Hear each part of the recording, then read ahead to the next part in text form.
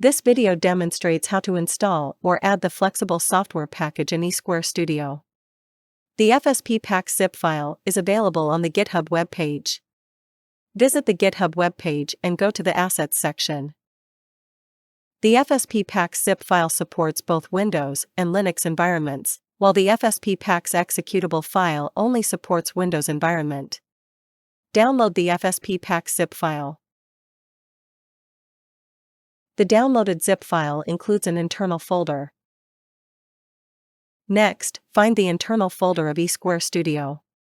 If you have used the platform installer, the internal folder is in the eSquare Studio installation folder. To locate the internal folder in the generic eSquare Studio, launch the eSquare Studio. Open the Help menu. Select About eSquare Studio. Click the Installation Details button. Select the Support Folders tab. Click on the link of eSquare Studio Support Area to open the folder. Copy the contents of the internal folder in the FSP pack zip file and overwrite the existing files in the internal folder of eSquare Studio. After the copying is completed, restart eSquare Studio.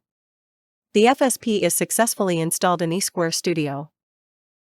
For more details, refer to the knowledge base.